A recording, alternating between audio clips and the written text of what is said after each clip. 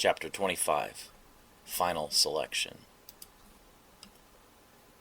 Danny stands over the blackened ground that marks the location where her comrade, Chris Guerrero, was killed by the Cambion Villain Gabriola. The threat has ended, but the cost was high. "It happened again," she whispers. "I can't keep my friends alive." "You view this tournament too much like a sporting competition," Mishi says, approaching the distraught team.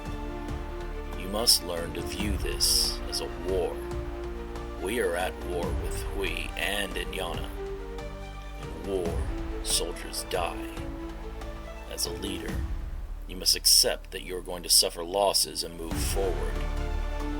If every death breaks you down, you will never be an effective leader. Do you want to keep the rest of your team alive?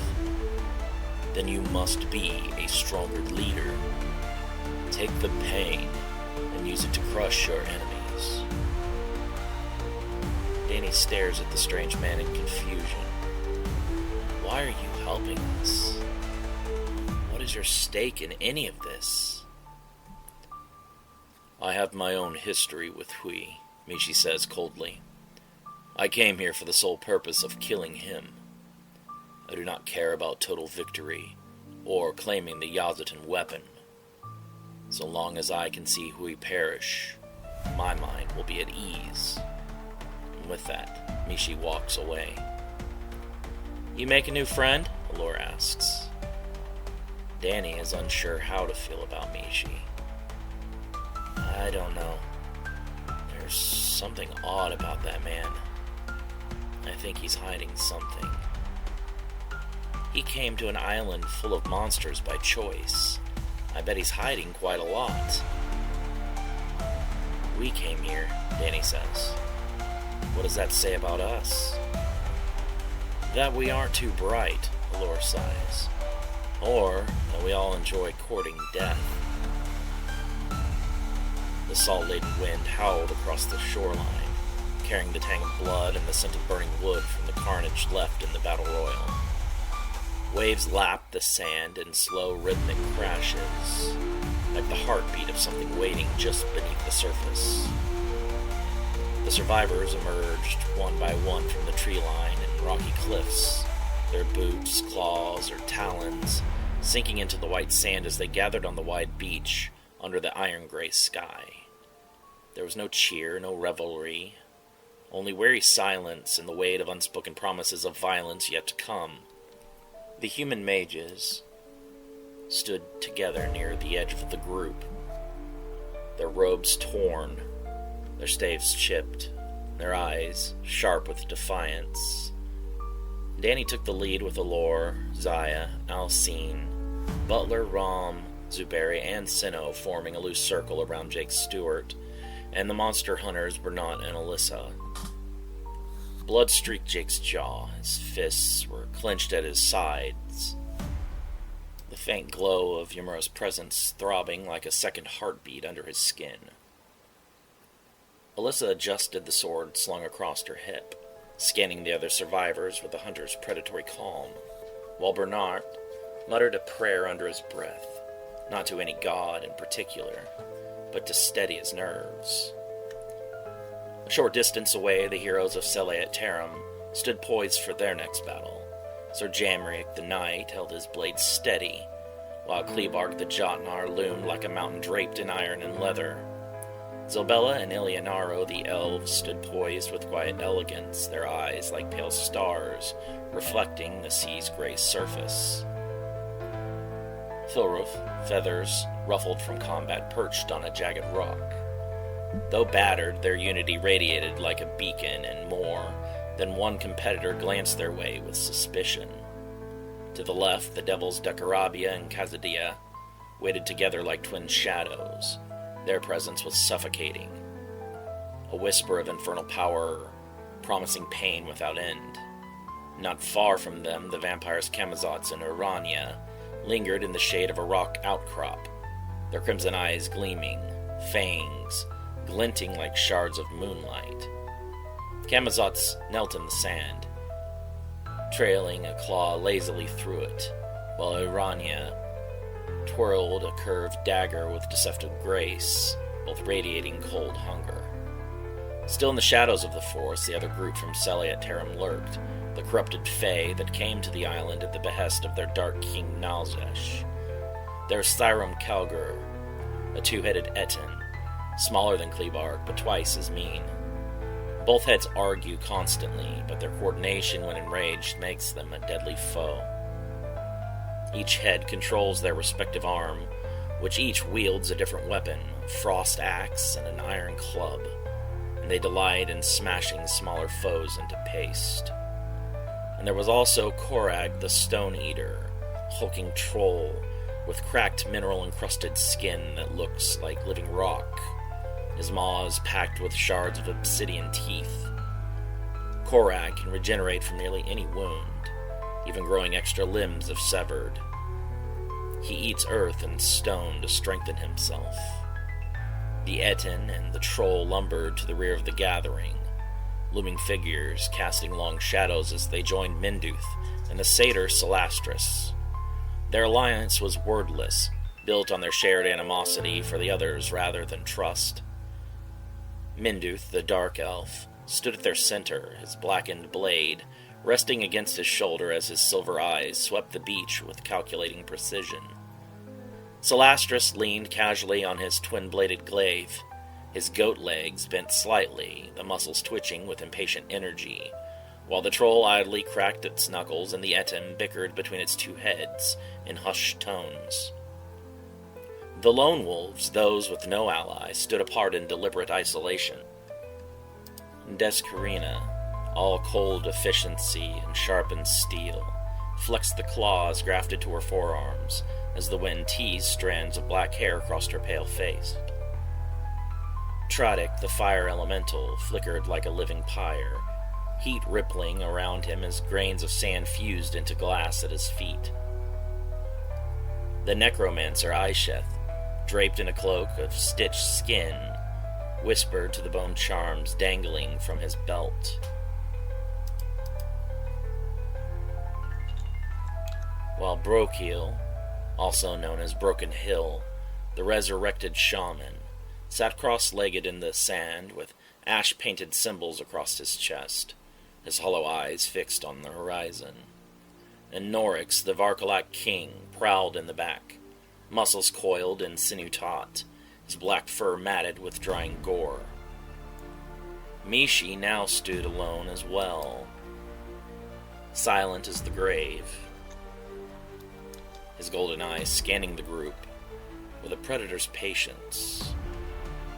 And then there were the others, the ones that had drawn no attention from the others and had not participated in the previous battle against the Cambion Villain. The Vuivra, named Vishara, a serpent woman that was coiled languidly near the rocks. Nearby was a colossal, legless, dragon-like serpent with rotting scales that flake off into toxic dust. Grath, the hollow serpent. He was a Linorm, a primordial dragon serpent, and despite seemingly just like a mindless monster, he was just as intelligent and cunning as any of the bipedal competitors. Grath crawls using bone spurs, leaving trails of decay. His breath is a venomous mist, and his rage shakes the ground when it coils to strike. There was Nisara, the Skinwalker, who stood glaring at the other fighters from across the beach, draped in ragged pelts and necklaces of bone. Nisara's true form is hidden under layers of shifting flesh.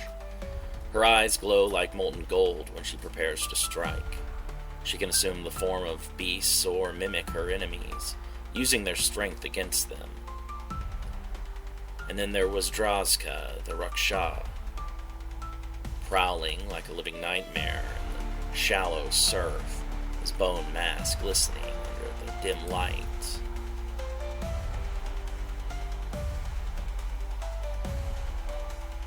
When Inyana appeared, the air itself seemed to bend toward her. She stepped onto a slab of blackened stone, her presence commanding silence without a word. Golden bangles clinked softly against her arms as she gazed over the assembled survivors with eyes like molten suns. Her lips curled into something between a smile and a threat as she spoke, her voice carrying above the crash of the waves. Inyana claps, rejoining the group of surviving combatants on the beach. Well done. You have nearly passed the qualifying round. The remaining fighters congregate in the area, including Hui and Descarina, who have both emerged from the jungle. I was, however, very clear that only 32 of you could advance. How many do you count? Kazura points to each fighter in turn, counting them aloud. 41, Inyana nods. So did I. Perhaps our numbering system differs from the humans. Denny looks around, trying to assess the situation. I think they're toying with us. Stick together and be ready for another fight, Jake says, tensing. Inyana looks over at Jake and smiles. Brother, I give you the honor of deciding. You must choose who among you must die. You can't, however, select yourself or the Grand General. What game are you playing at, Inyana? Ymura growls, taking control in a flash of black light. I set forth rules that you have obviously not followed. Perhaps I should kill all of you and start over. Let's not be hasty, the Varkalat King Norxbarian says. Just snap the necks of a couple of the humans so that we can get started. It's not like they're going to last long in the tournament anyways. Ymura turns, holding a palm out towards Norix. You will not touch the humans. They are under my protection for the duration of this competition. Is that something we should find comfort in? Provost Lilium Rom whispers.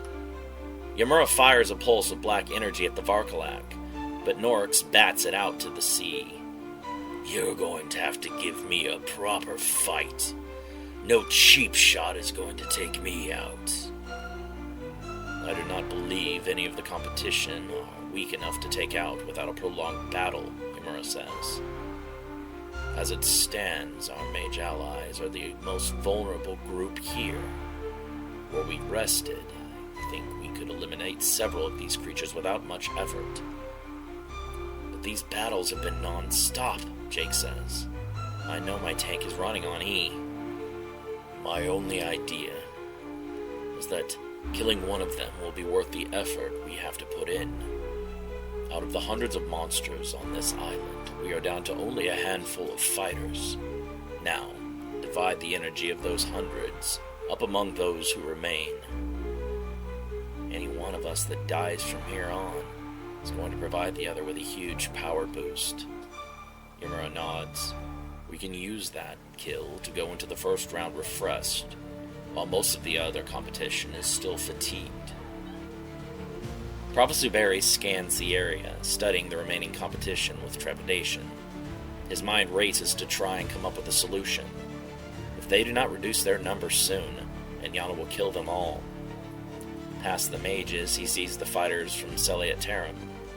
Among them are the imposing giant Klebarg, the Alifar warriors, Silbella and Ilianaro, the humanite Jamriak, and the bird-like wind mage Filruf. Not fully understanding the world of the Fae or its people, Zuberi isn't sure that he could defeat any of them in battle, not without seeing them fight first. He briefly sizes up the Varkalat King Norxbarian and the vampires, Kasara, Urania, and Kamazots, quickly noting that they are all far out of his league. The same goes for the Sakari Hui, the Devils, the Goddess Ashera, and the Fire Elemental Tradic Bondshrift. That just leaves his group, the Necromancer, the Indian Shaman, the weird mutant girl, the two monster hunters that came with Jake, and the man called Mishi. He looks at Nishi, but can't get a read on the man at all. But considering that he managed to kill the Cambion and take its power, he now probably ranks among the strongest in the tournament. He looks back at his own group one more time. It would be one of us, Zuberi thinks. We are the weakest link in the tournament. Stick together, Danny tells them, reorganizing the growing nervousness and tension within their own ranks. We will be targeted. Of course we will, Zuberi thinks. It only makes sense. We're the most vulnerable group. We may have the numbers advantage, but targeting anyone else would be a waste of time and energy. It would be a huge risk, with very little reward. The longer we spend trying to defend ourselves, the more likely it is that we'll be running down the timer. If that happens, everyone dies anyway. Around him, the other mages cast protective magics and enchantments to bolster their defenses. Among them, Jake combusts the black flame into his aura. In this moment, Zuberi thinks he looks more monster than man.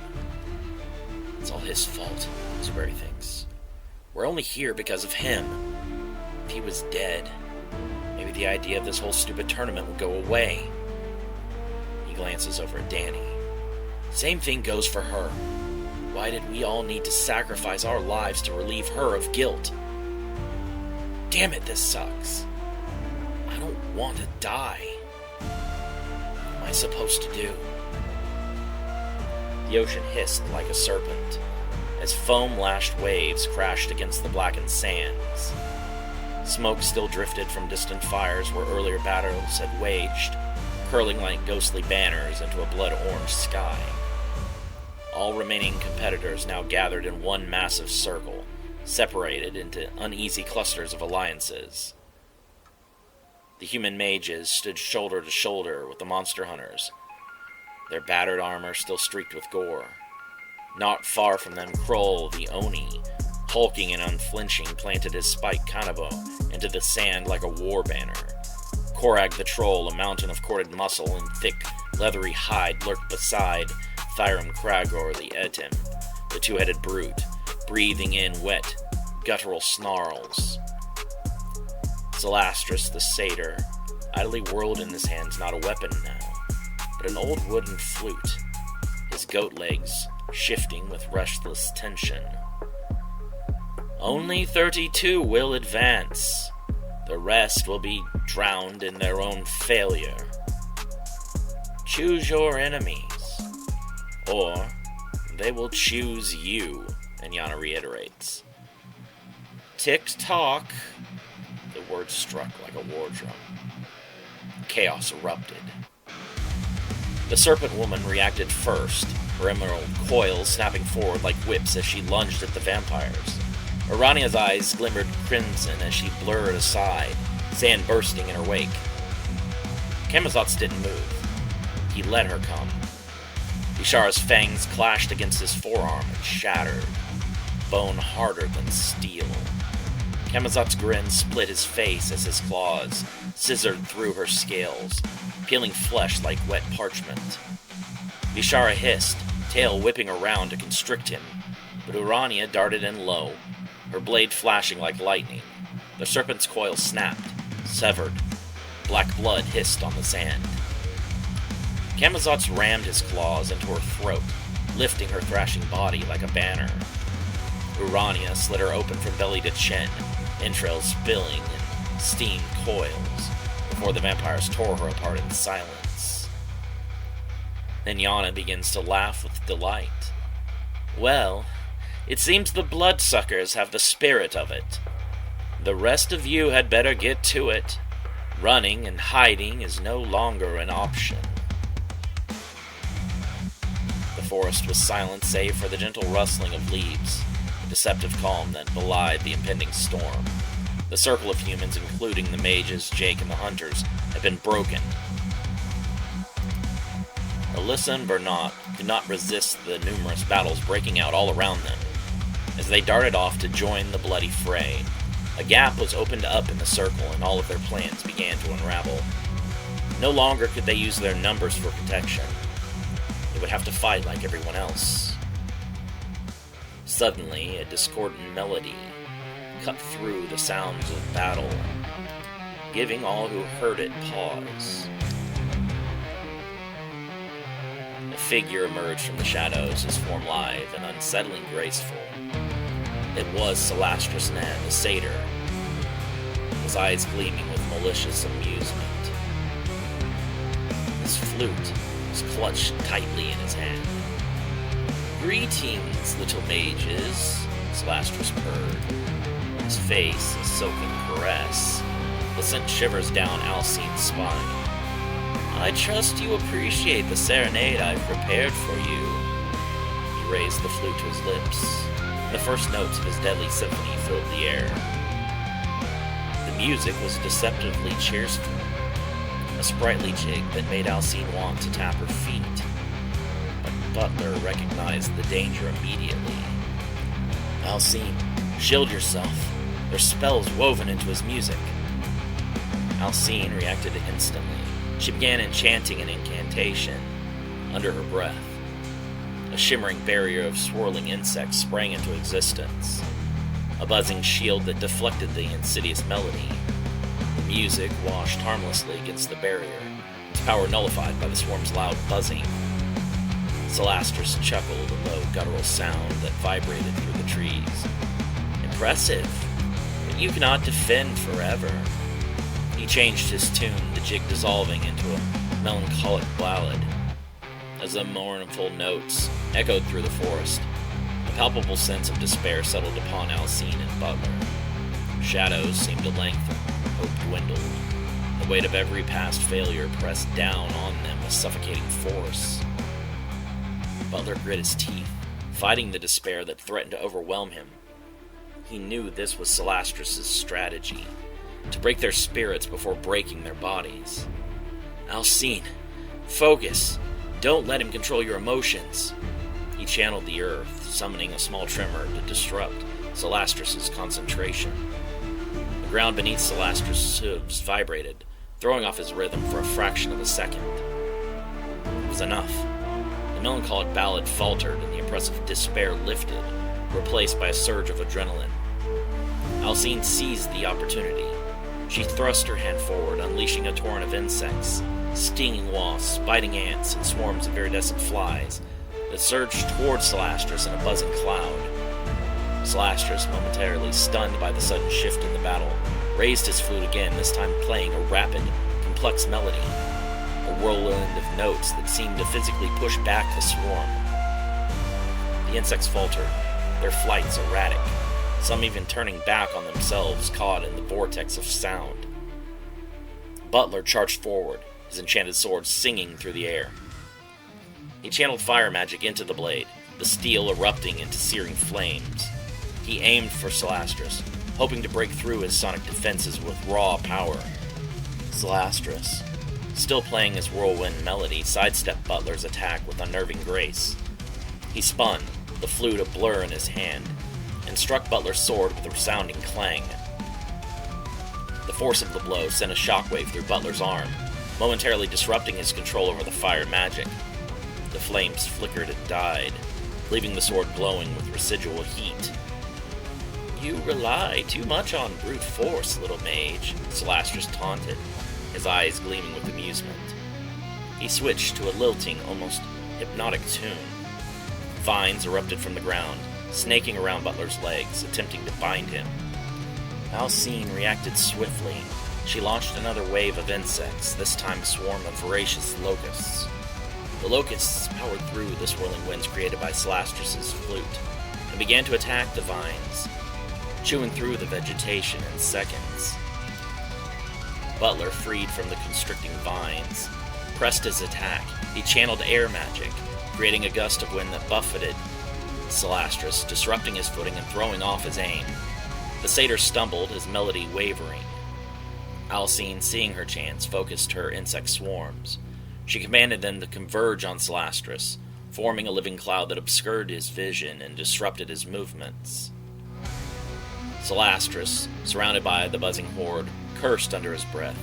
He knew he couldn't maintain his musical defenses indefinitely.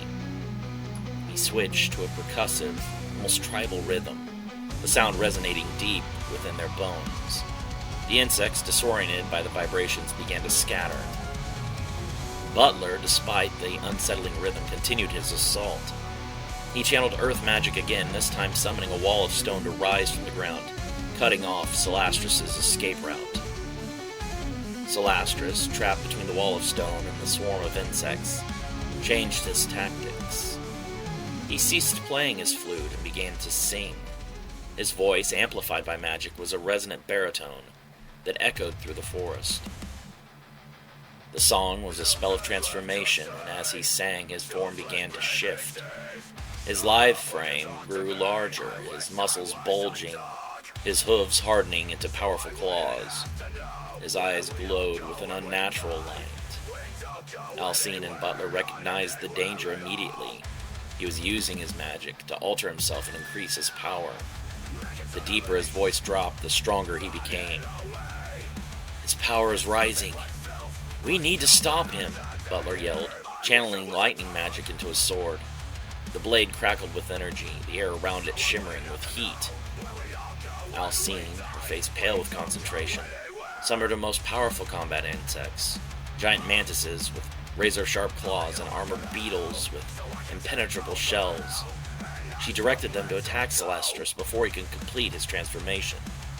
The mantises slashed at Celastrus with their claws, but his newly hardened skin deflected the blows. The beetles charged, ramming into him with considerable force, but he barely seemed to notice. Butler lunged forward, his lightning-charged sword aimed at Celastrus' heart. But Celastrus, now halfway through his transformation, moved with surprising speed. He deflected the blow with a swipe of his clawed hand, sending a jolt of electricity up Butler's arm. The two mages were forced to fall back as Celastrus completed his transformation. He stood before them, a hulking brute of muscle and bone, his eyes burning with primal rage. He roared, a sound that shook the trees. Then he charged. Butler met his charge head-on, his lightning-charged sword clashing against Celastrus' claws. Sparks flew and the air crackled with energy. Alcine, unable to get close enough to attack, directed her insect swarms to harass Celastrus, stinging and biting him whenever possible. The battle raged back and forth, a chaotic dance of magic and steel. Butler, despite his skill and enchanted weapon, was outmatched in terms of raw strength. Celastrus' claws tore through his robes, leaving deep gashes in his flesh. Alcine's insects, though annoying, were unable to inflict any serious damage. Celastrus, fueled by rage and magic power, pressed his advantage. He slammed Butler against the stone wall, cracking it and sending tremors to the ground. He then turned his attention to Alcine, who was frantically summoning more insects. He lunged towards her, his claws outstretched, but before he could reach her, Butler intervened, throwing himself in front of Alcine and taking the brunt of the attack. Celastrus' claws ripped through his chest, sending a spray of blood into the air. Alcine screamed, her fear turning into rage. She unleashed the full power of her magic, summoning the most insects she could control at one single time into one overwhelming swarm. Hundreds of wasps materialized, coalescing into a black cloud all around Alcine. The swarm engulfed Celastrus, stinging, biting, and burrowing into his chest. Celastrus roared in pain and frustration, thrashing wildly, trying to shake off the insects. But the swarm was too dense, too relentless. He staggered backward, his attacks becoming weaker, his movements more sluggish. Butler, despite his grievous wounds, managed to stand.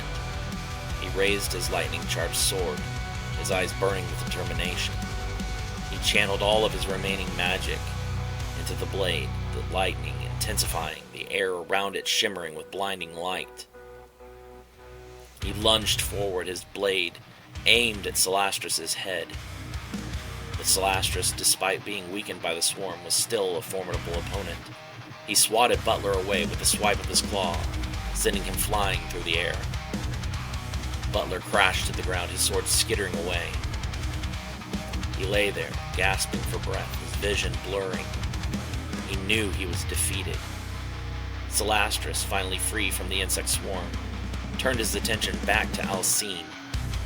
He stalked towards her, his eyes filled with malice. He raised his claws, ready to deliver the final blow. But as he attacked, sparks leapt from his claws, meeting steel. Xayah had intercepted and met his attack with equal force. The corrupted satyr quickly assessed the situation. He barely held an advantage over the two mages. Adding a third, who was clearly a more skilled fighter, would not be a fight he could win, not without suffering severe injuries that might affect his chances in the tournament. With a final snarl of frustration, Celastris turned and fled, disappearing into the shadows of the forest. Alcine and Butler were left alone, battered and bruised but alive. Alcine rushed to Butler's side, examining his wounds. "You're badly hurt. We need to get you back to Allure." Butler coughed, blood trickling from his lips. "I'll be fine," he rasped. "Just glad you're safe." "Are the two of you good?" Xayah asks, her eyes darting back and forth across the other battles still going on in front of her. The other props both slowly nod, still recovering. "Get back to the others and try to reform the circle. Dane and I are clearing the perimeter." Xayah dashes off to engage in another battle. Alcine helped Butler to his feet, and together they stumbled out of the forest, leaving behind the scene of their desperate battle. The fight had ended in a stalemate, but there was still time to be attacked again. Until their numbers dropped to 32, there would be no relief. All of them had a target painted on their backs. The necromancer Ishif Dracovac surveyed the beach. He was ready for the tournament to begin, but there were still too many opponents left remaining. Just a few more and the competition could truly start. He was ready. The thrill of these life or death battles was infectious. He had not come to jockey for this reason, but it was a welcome surprise.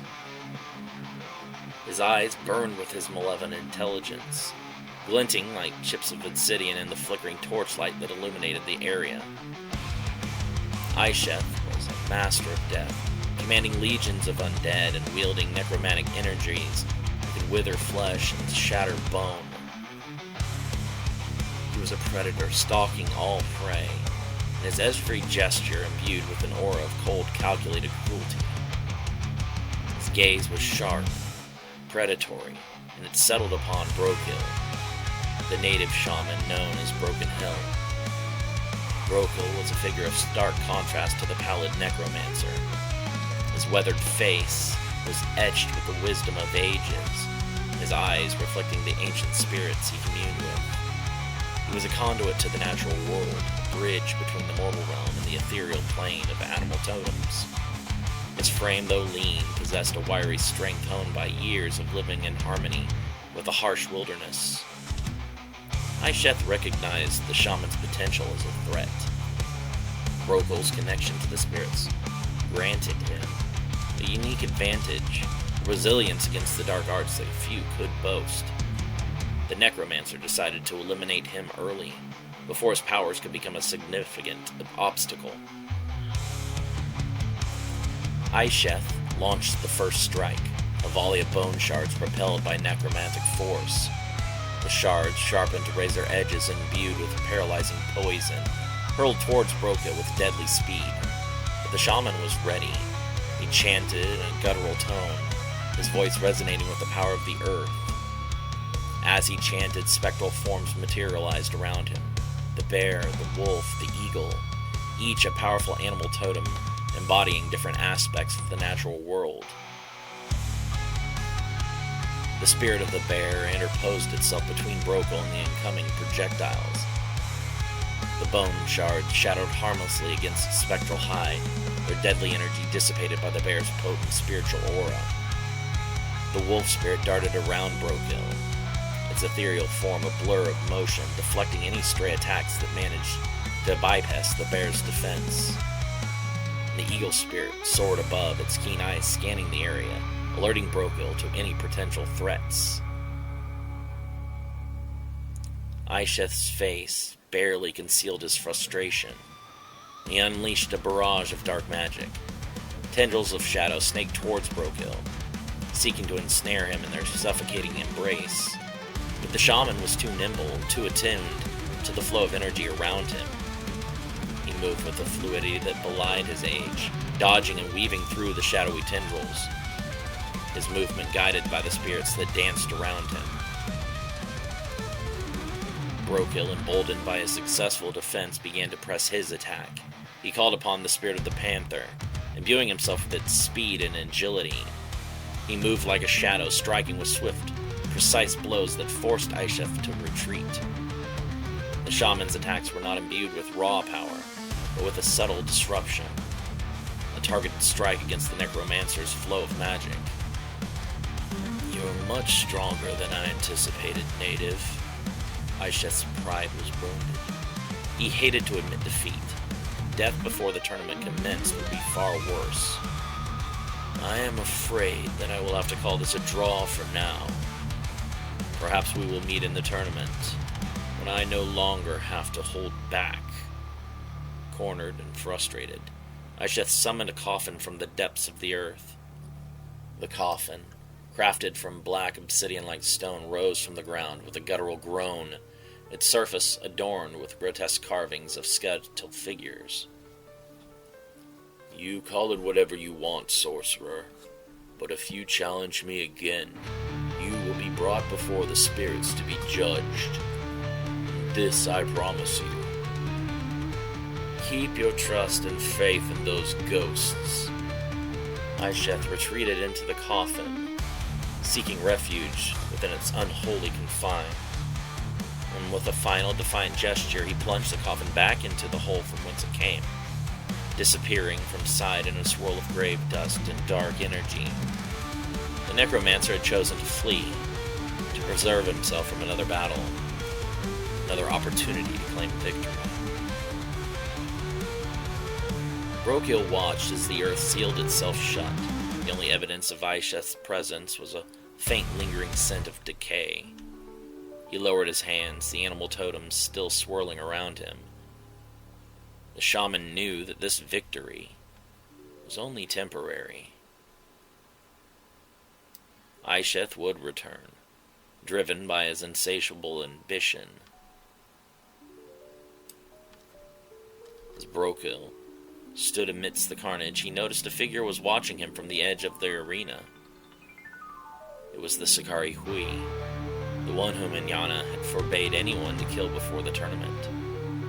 He was obviously her favorite competitor. Brokill questioned if it was worth testing Inyana's response, should he be able to kill the Sakari. Hui was no pushover, however. He was a formidable warrior, and a master of both physical combat and strategic planning. Hui simply smiled, a chillingly subtle gesture that revealed rows of razor-sharp teeth. He offered no words, no sign of aggression or alliance. He simply turned and walked away, his form disappearing into the shadows. Brokill felt a shiver run down his spine. Hui's presence was unsettling, his motives inscrutable. Was he the biggest threat? Or did that honor go to the more obvious choices? Who did he need to be more cautious around, Hui, or the devils and the literal deity? The shaman couldn't be sure. He knew only that he had drawn the attention of a powerful being, and that the implications of that attention were yet to be revealed. Brokill maintained his guard, keeping the animal totems manifested around him. The bear stood sentinel, the wolf prowled in the shadows, and the eagle soared overhead. He had no idea when the next attack would come or from whom. The shaman knew he had to be ready, to trust in his connection to the spirits, and to fight with every ounce of his being. to survive the night and face whatever challenges the dawn might bring. The road to becoming one of the final 32 was paved with blood, and Broca was determined to walk it to the end. The sand was stained crimson as Zaya parried a savage blow from Norik's Barian. The Varkalak King, a hulking brute of muscle and fur barely contained by his torn breeches, roared in his displeasure. His claws, thick as daggers, scraped against the enchanted steel of her sword, sending sparks flying in the twilight. "Sinnoh, now!" Zaya yelled, her voice tight with exertion. She ducked underneath another swipe, the wind of its passage ruffling her hair. Sinnoh slammed his hands against the blood-soaked sand.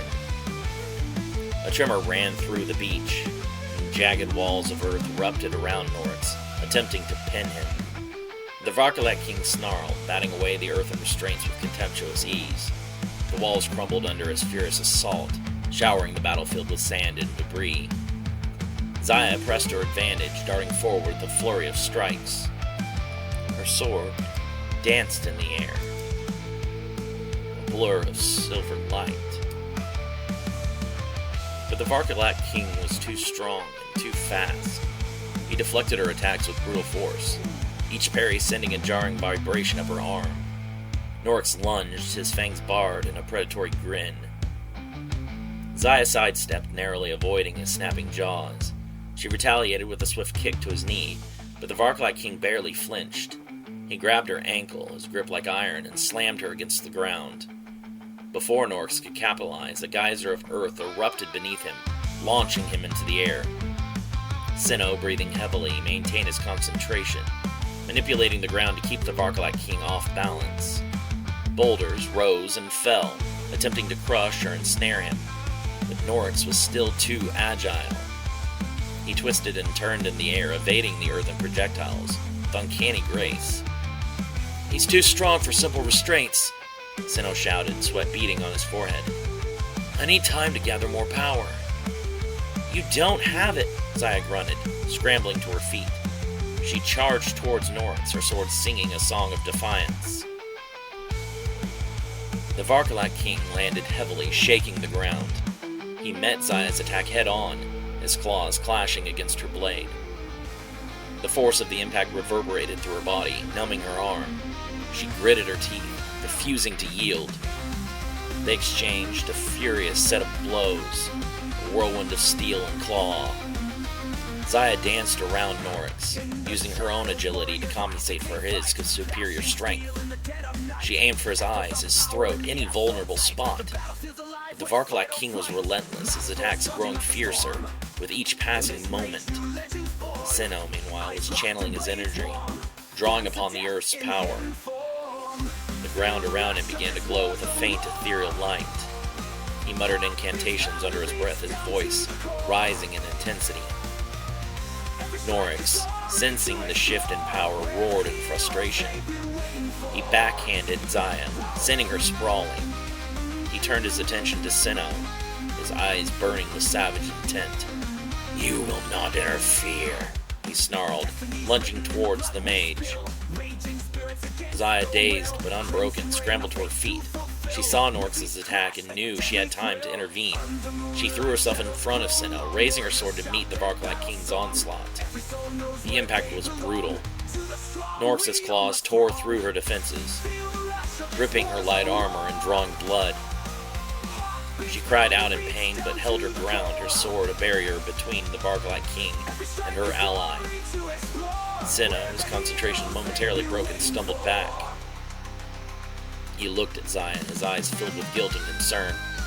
"I'm almost ready," he yelled. "Just hold him off a little longer." Zaya spat out a mouthful of blood. "I'm doing my best." She renewed her assault, her movements fueled by adrenaline and desperation. She fought with a ferocity she didn't know she possessed, her sword a whirlwind of deadly grace. Norix, surprised by her resilience, roared in frustration, and he parried her attacks with increasing difficulty, his movements becoming more sluggish. Sinnoh finally completed his incantation, and the ground beneath Norx's feet turned to quicksand, trapping him up to his knees. The Varkalak King roared in fury, trying to break free. "Now, Xayah!" Sinnoh yelled. "Now!" Xayah, seizing the opportunity, unleashed the full power of her enchanted sword. She channeled her magic into the blade, causing it to glow with an intense, blinding light. She raised the sword above her head and brought it down with all of her might. The blade struck true, cleaving through Norx's flesh. The Varkalak King roared in agony, his body convulsing as the magic coursed through him. But the attack was not enough. Norx, despite his injuries, was still too strong. He ripped his legs free from the quicksand, tearing through the earth with sheer brute force. He grabbed Xayah's sword arm, his grip crushing her bones.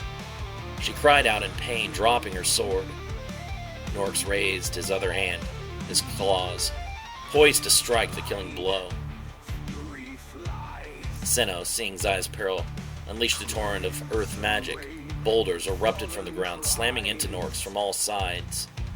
The Varkalak King roared in fury, batting away the projectiles. But he was momentarily distracted. Xayah used the opportunity to break free from his grasp.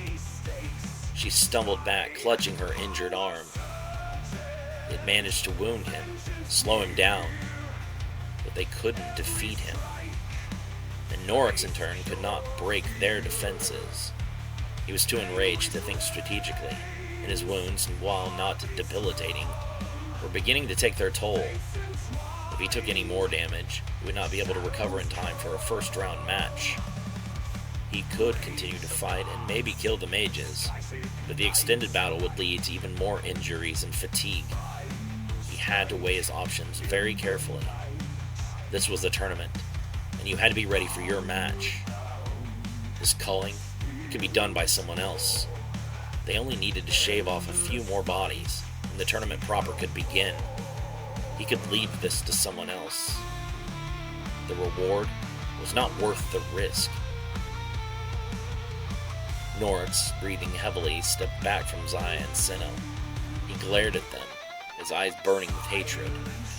"This is not over," he growled. "We will meet again."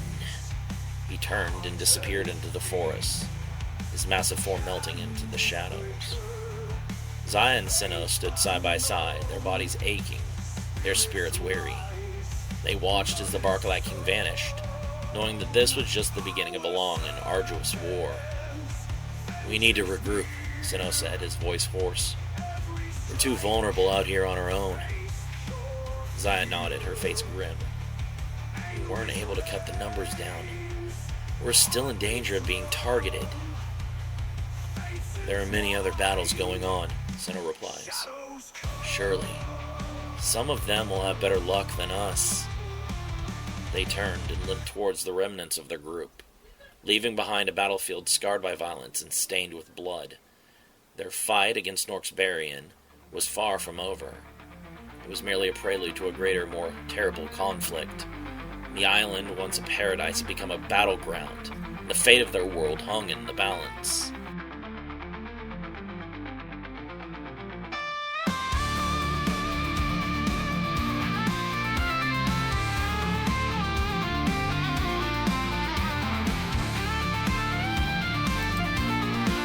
The clash of steel echoed against the relentless rhythm of the waves, crashing on Jockey Island's sandy shore. A whirlwind of motion erupted as the combatants engaged in violent combat to the death. The dark elf Mendu lunged forward, his twin blades flashing in the fading sunlight. Jamriek met the attack head-on, his long sword a bulwark against the onslaught. Zobella darted around the periphery, her bowstring twanging over and over as she let loose arrow after arrow. Steel met steel as Menduth and Jamriek parried and riposted each other's attacks. Menduth was faster, but his reactions to the knight's attacks were offset by the constant need to evade the arrows that sped towards him from the constantly shifting positions of Zobella. The knight's sword sang through the air, deflecting the Dark Elf's blades with thunderous resonance. The Dark Elf snarled, his eyes narrowing as he recognized the threat the young elf posed. If he could just take her out. You can then dispatch the human with ease. With a swift movement, Menduth disengaged from Jamrick, leaping back to create distance.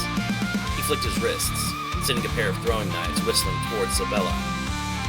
The young elf gasped, narrowly avoiding the deadly projectiles, as she dove behind a rocky outcrop.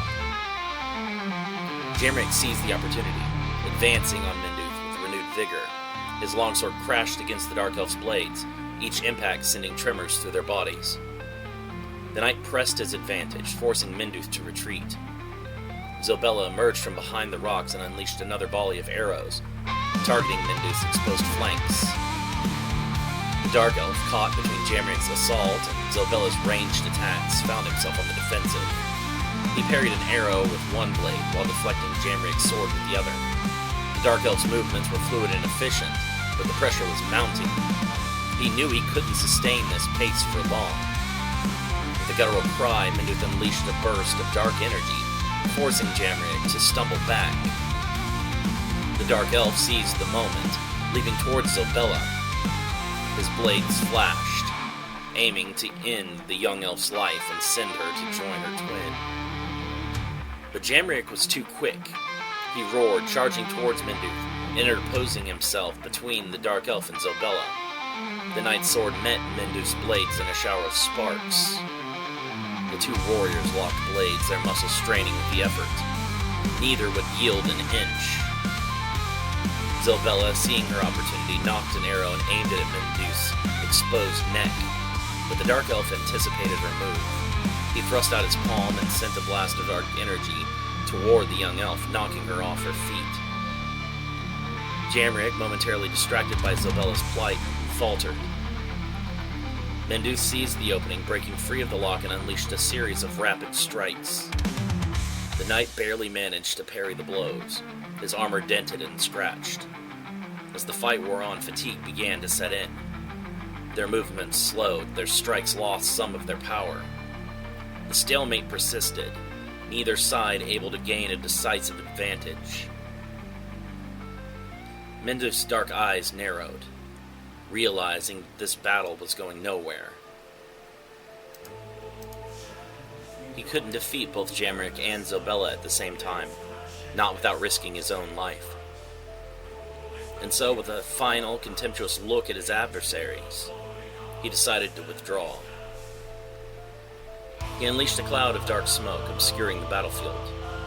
When the smoke cleared, Menduth was gone, vanishing into the shadows as quickly as he had appeared. Zobella and Jamrick had stood their ground, panting and bruised.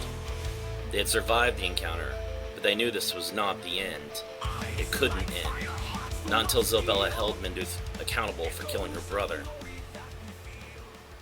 Klebarg approaches, covered in blood. Behind him he drags a mighty club, also covered in blood and gore. The Jotnar grins with delight, acting like he's having the best day of his life. "It's been years since I fought a troll. That was a lot of fun." "I'm glad you're enjoying yourself," Jamrick growls. "But we do need to consider saving our strength for the tournament." "Screw that," Klebar grumbles. "I'm gonna break as much of these other fighters as I can before the tournament starts. It might be the only opportunity to fight some of their unique powers and abilities. I can't pass up a chance like that. There are mages and wolfmen and vampires.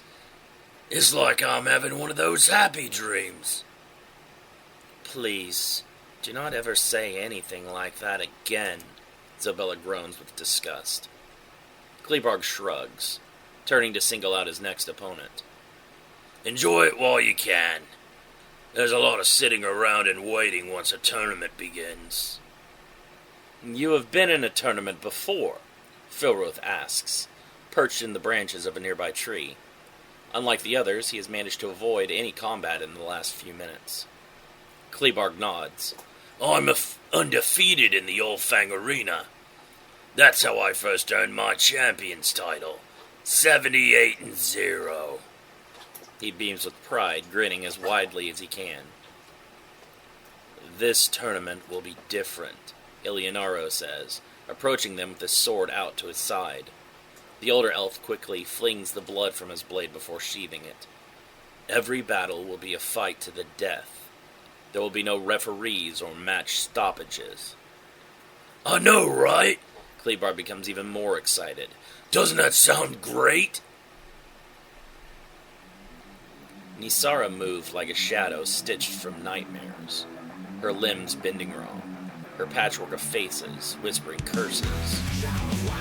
Kroll stood unmoving, one horn silhouette against the crimson horizon, Cannibal gripped like a god's cudgel.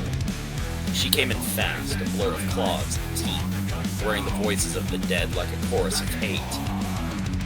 Kroll did not parry, he waited. When her talons reached for his throat, the Cannibal swung. One swing. The air split like thunder. Nisara was flung sideways, half her ribcage gone. But she didn't die. The skins writhed, stitching and forming. She lunged again, shrieking in 100 stolen voices, only to meet iron again. The girl crushed her legs into a pulp, ripped her arms off, and finally, as her screaming head crawled across the sand on a spine like a serpent, he raised his boot and ground her skull into paste. Grath slithered down from the rocks, with a sound like dry bones grinding. Its skeletal body undulated, ribs yawning like jaws. The beast lunged, a blur of claws and sinew. Alyssa's first bolt slammed into Grath's shoulder. The Lenorm ripped free with a shriek and bowled Bernard over, jaws closing on his arm. Bones snapped with a crunch. Bernard howled. Alyssa's next shot nailed the creature's eye, staggering it just enough for Bernard to ram one silver blade up under its chin. Grath reeled back but didn't fall. The Lenorm slammed him into the sand and lunged for Alyssa, only for Bernard, bleeding and broken, to drag himself up and draw his dagger once more. Bernard and Alyssa looked to each other and gave a slight nod, neither saying a word, but both knowing how to proceed. The hunter spread in the fan, crossbows leveled, silver bolts gleaming. The first volley punched through its vertebrae. It didn't slow. Grath lunged, jaws clamping down onto Bernard's shoulder, resulting in a spray of gore. Alyssa rolled aside, firing again, her silver-tipped bolts hissing with enchantments. Grath shrieked, its hollow skull splitting, ichor dripping like molten tar. Alyssa vaulted its spine, driving her enchanted sword between its ribs, anchoring deep. Grath whipped, sending her flying, only for Bernard to ram his dagger through its skull, pinning it to the sand. Grath's scream curdled in the air as its body thrashed, until a final bolt exploded through its skull in a burst of bone and fire. Korag barreled through the melee, like a living siege tower, his claws ripping bodies in half, his hide shrugging off blades. Kazidia leapt onto its back, tearing chunks of flesh, but the troll slammed him down like a rag doll. Decoravia struck low, hamstrings popping, but Korag just kicked him through a tree. He turned to finish him when fire exploded across his chest. Kazidia stood there, blood dripping from a torn palm, spell circle burning in the sand.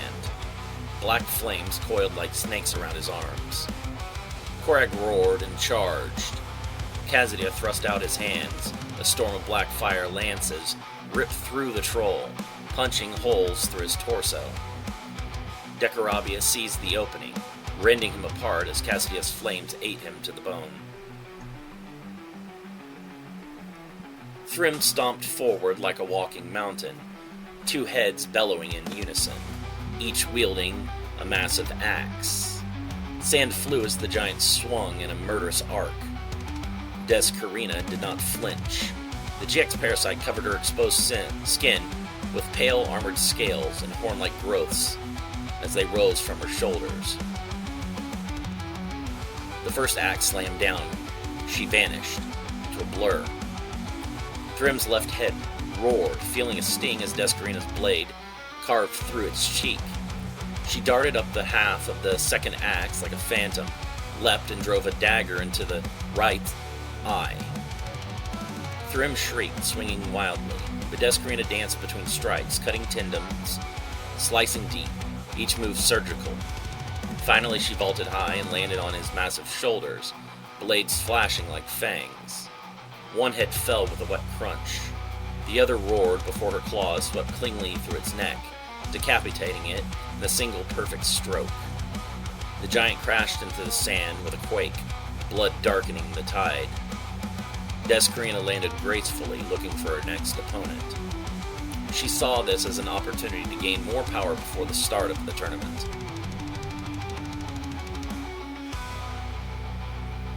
Droska stalked forward, a nightmare of bone and black steel, his mask grinning like death. His hand shimmered with blood fire as he snarled, "You will die slow." Mishi only smiled faintly, drawing his blade, a thin sword etched in glowing golden runes. The Raksha moved first, vanishing into a smear of shadow. Mishi pivoted, sparks flying as claws of pure hellfire scraped his blade. The beach exploded as their clash carved trenches in the sand.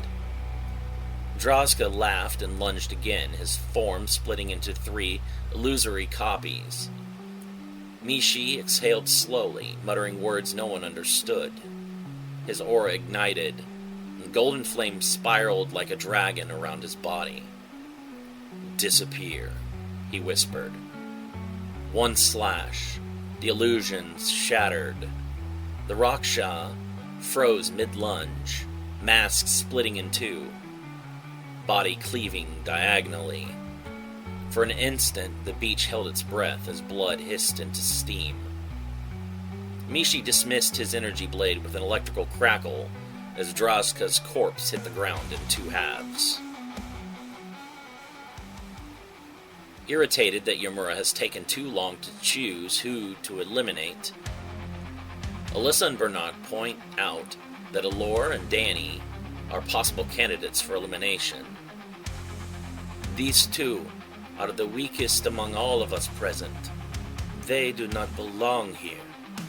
Giving them a quick death now will be a mercy. Jake glares at the hunters with anger.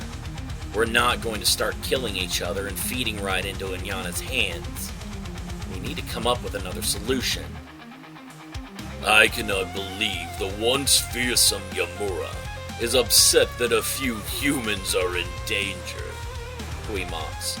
You are a disgrace to your former self.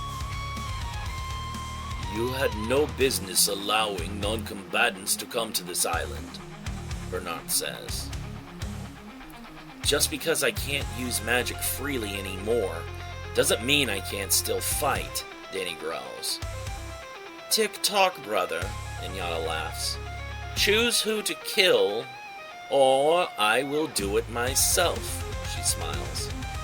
And I do not think that you will be pleased with my choices.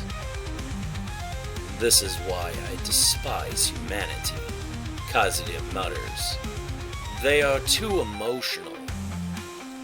The smarter play would be to eliminate the strongest 2, so that they are not a threat in the tournament, Dekorabia says. The devils both look over at the Aesir as she sits away from everyone else, meditating. They are going to die either by our hand or by one of the monsters, Alyssa says. You are a fool to think that they would even survive. Provost Zuberi cuts open his palm, quickly drawing a large summoning array on the sand. I'm sorry. This is the best strategy. Enough of this, Descarina growls, randomly grabbing the nearest fighter to her by the throat with one of her tails. The large-horned demon struggles, clawing at the fleshy appendage. Descarina quickly crushes the demon's throat and tosses the body to the ground. There, now you only have to choose one more. I am tired of waiting. Jake quickly scanned the area in panic. She was right. The other battles had concluded or were locked in stalemates. 1, 2, 3. He counted each remaining fighter. 33. They were only one death away from the tournament selection. But how could he decide who would be the one to die? None of the remaining fighters seemed like easy targets. No one but those of his own group. Everyone knew it. The humans were the weakest link. If Jake didn't choose someone to kill now, the others would attack the humans, and likely more than one of them would not survive. Unnoticed by the others, Prof. Zuberi has summoned the hand of the Saint of Witchcraft, Rurgak. The immense spectral hand emerged from a portal of swirling darkness, its ethereal form radiating an eerie glow as it reached out with uncanny precision. Targeting Jake unaware, Rurgak's hand reaches out to seize the teen. Unsuspecting of an attack coming from his own side, Jake is completely oblivious of the danger. Only Danny and Bernat notice Rurgak's hand moving towards Jake. Time seems to slow as both of them take instinctive action. Unable to attack the Saint with magic in such close quarters for fear of hitting her own allies, all Danny can think of is try and shield Jake from the attack with a barrier spell. But in Bernat's mind, all he can think of is protecting Jake. He and Alyssa made a vow to ensure the team succeeds in this tournament, even if it costs them their lives. As he runs towards Jake, Bernat gets flashes of memories like jolts of electricity through his brain. The hunter does not slow and continues towards Jake as the hand nears the unaware teen. Bernat sees his companion Alyssa in his memories, as well as the woman in white washing the blood out of his clothing in the stream. He has no fear, determined to save Jake at the cost of his own life. Bernat shoves Jake out of the way just as Rurgak's hand closes around him. It's up to you to see this mission through, Bernat thinks, looking over to Alyssa in his last moment. The hand wrapped around Bernat, who was momentarily stunned by the attack and the sight of the Saint's power. The swordswoman finally realizes the situation, turning her head in horror to see her companion being crushed in the otherworldly grip of the Saint of Witchcraft. Alyssa, her face a mask of horror, watched in disbelief as the hand of Rurgak tightened around the struggling hunter. Danny, still gasping for breath and trying to regain her footing, could only watch as the Saint's hand crushed Bernat with a force that left no room for escape. Zuberi gasps in horror, dismissing his conjuring, but it is too late. Bernat's crushed body is mangled and lifeless. Danny, still trembling from the sudden death of Bernat, looked around at the sea of faces, each one reflecting a mix of fear, anger, and disbelief. The realization that they were not just fighting against each other, but were also under the threat of being turned on by their own, making the atmosphere even more charged with dread. The alliance they had once depended on was now a fragile memory, shattered by the brutality and betrayal that had unfolded before their eyes. Alyssa stared at the remains of Bernat with a haunted look, her face pale. Allure clenched her fists, her mind racing with the implications of what had just transpired. Around them, the humans who had once fought alongside Bernat now seemed to reconsider their positions. Their alliances fractured and their trust in each other irrevocably damaged. The realization that they had so quickly turned on one another, their desperation and fear propelling them into actions they might not have ever considered before, left them grappling with a new and unsettling reality. Alyssa dashes towards the mage, her eyes burning with hatred and her sword gleaming. Danny quickly changes her focus, moving her protection to Provost Zuberi. Alyssa's blade scrapes against the barrier, creating sparks.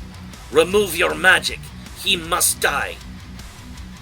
Everyone, calm down, Danny shouts. We don't know what happened yet. No one jump to conclusions. He killed Bernard, Alyssa screams, pointing her sword at Danny. And if you are protecting him, you are complicit in his crimes. Zuberi stutters. I wasn't aiming for him. Adamant, Provost Porter asks, frightened. Who were you aiming for? None of you, I swear. Danny and Jake's eyes meet, coming to the same conclusion simultaneously. Jake's fists tighten. That was a direct line for me, wasn't it? You, Zuberi stutters. We wouldn't be here if not for you. Adamant, were you seriously trying to kill Jake? Danny asks, feeling betrayed. He isn't one of us, Zuberi shouts. We're all going to die because of him. Alyssa grips her sword tightly, glaring at the mage with hate in her tear-filled eyes. You will die, she growls. That is for certain. I'm kind of agreeing with her on this one, Jake growls. He looks down at Bernard's body. I got no love for a Judas. Norix begins to laugh, watching as the humans fight amongst themselves. Go ahead and kill each other. It saves me the trouble. He turns to glare at the vampires and restart ancient feuds. Without the humans clogging up the tournament, I will get the fights I really want. The vampire noble Kasara Raylan notices the Varkalak staring at her. Do you want to be put down that badly, doggy? Why wait for the tournament? Come at me right now. It would be my pleasure, Norris growls, baring his fangs and extending his claws. Everyone, take a second to calm yourselves, Inyana says, her magic making her voice overcome all other sounds. It is now settled. We can now move on to the pairings. Do not engage in any more violence until the start of the tournament.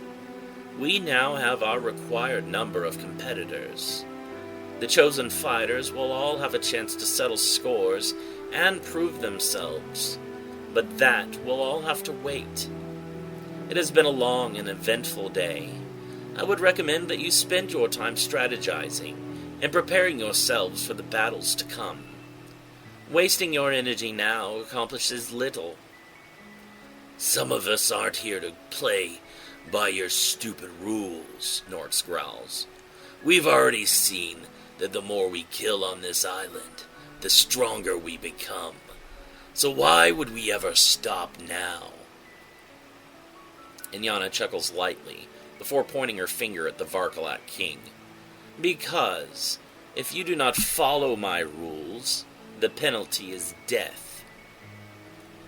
I have no fear of you, or any other mortals, Ashera says. Do not presume to threaten me. Yeah, Kazida speaks up. You aren't anything special. Even the strongest of the Sakari pales in comparison to higher beings such as us. Kazura leans in to whisper to Inyana. You seem to be losing this crowd. It would be prudent to quash this uprising before it gets out of hand. Inyana grinds her teeth together, handling the stress poorly. If anyone wishes to forfeit this participation, you are free to. But be aware that doing so will open you up to becoming targeted as a free power-up. No one but the winner will be allowed to leave this island alive. What? Danny whispers in horror. No one but the winner? Damn you, Jake growls, glaring at Inyana. Tired of your sick games. This is the final game, child, Inyana says. Winner take all. Kill or be killed. There is no room for cowardice on this island. What authority do you have, Sakari? Kazuda asks. I believe that we should be in charge of this affair. He looks at the others in turn. Any objections? Ashera steps forward, annoyed. And what are you but lost souls wearing humans like clothing? Kazuda's dark aura begins to rise in irritation. Are you addressing me, Aesir? Ashera expands her own powerful aura to meet the devils. The two energies clash for dominance while their owners remain stationary. I assure you that my divinity is very real. You're losing them, Kazura again whispers. This is becoming a disaster very quickly. Inyana shouts, casting a spell of intimidation. Everyone except Ashera, the devils, and Mishi are affected. The spell forces all of them to back down in an instinctual fear. I demand order restored in this tournament. Kazuda notices that Mishi is also unaffected by the spell. Who are you exactly? You give yourself away, as there are only a few things that you could be. Mishi ignores him, keeping his attention and focus on Hui. It's because he killed the Cambion, Decorabia deduces. He is no one important. He just benefited from a powerful kill. Oh, I hadn't thought about that, Kazuda admits. Yes, that makes sense. The Cambion's power would resist an intimidation spell of Inyana's skill level as well. Kazura looks from the devils to Ashera, then to Mishi. Well, that was less effective than I had hoped. He turns to Inyana. Do you perhaps have a scarier voice? Inyana growls in fury. She hates being ignored or belittled. Both occurring at once is an insult she cannot tolerate. If you will not follow the rules of my tournament, then you will be ineligible of obtaining the Banakaska. Good luck in figuring out how to enter the Yazata Shrine without my guidance. Kazuda grinds his teeth in annoyance and anger, but says no more. He participated in the First War of Falling, and knows the restrictions placed upon the Banakaska and its final resting place. Treated as both a sacred and cursed object, not just anyone is able to gain access to its location. Now that we have an understanding, Inyana says, releasing her intimidation, I will see you all again first thing in the morning. At daybreak, the tournament will commence. Wait, Jake shouts. What about the tournament pairings? Inyana pauses for a second before conferring with Kazura. I will return shortly to inform you of your opponents.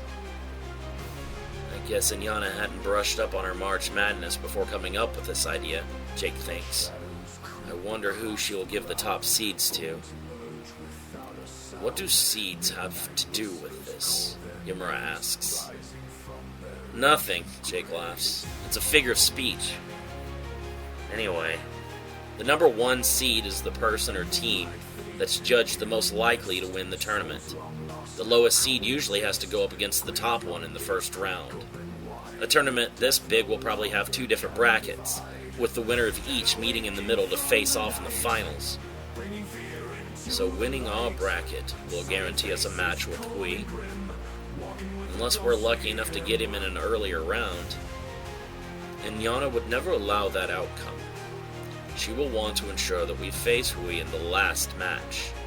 She has put too much into this to not then get the result she desires most. You think Inyana will cheat to make sure Hui gets to the finals? Yamura nods. Of that I have no doubts. The farther Hui makes it in the tournament, the stronger he will become. No surprise there. Cheating happens all the time in sports. The good team has to play harder to win and outpace the cheating.